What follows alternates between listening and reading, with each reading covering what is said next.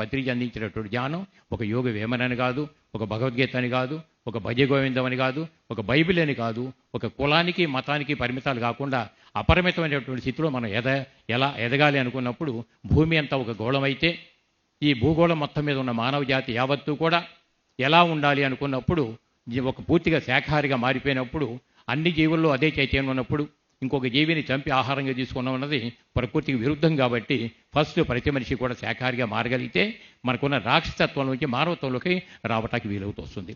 అలా మానవత్వంలోకి వచ్చిన తర్వాత నేను అనబడేది కేవలం దేహ పదార్థంతో ఉన్న మానవుడు మాత్రమేనా, లేదంటే అందులో అంతర్గతంగా ఉన్నటువంటి దైవ పదార్థమా, ఆత్మ పదార్థమా అని తెలుసుకోవటానికి అప్పుడు ధ్యాన ప్రపంచంలో మనం అడుగు పెట్టాం. ధ్యానం అనేది రెగ్యులర్గా మనం చేస్తూ ఉంటాం. ధ్యానం ద్వారా మనలోకి మనం ప్రయాణం చేసినప్పుడు మనలో అంతర్గతంగా ఉన్నటువంటి ఆ చైతన్యాన్ని మన అనుభూతి చెందగలిగినప్పుడు అప్పుడు దాన్ని ఆత్మానుభూతి అని చెప్తాం. దాన్ని ఆత్మదర్శనం అని చెప్పి మనం చెప్పుకోవచ్చు.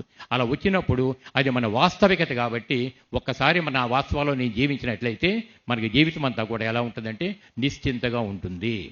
లేదు దేహమే నేనే భ్రమలో మనం ఉన్నంత కూడా దేహపరమైన బంధాలు తప్పవు, ఆ మనిషికి బాధలు దుఃఖాలు కూడా తప్పవు కాక తప్పదు. ఈ భ్రమంలో ఉంటాం.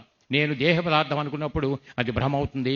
నేను దేహ పదార్థం కాదు, దీనిలో అంతర్గతంగా ఉన్నటువంటి ఆత్మ పదార్థాన్ని నేనప్పుడు అది అనుభూతి చెందగలిగితే అది మన వాస్తవికత.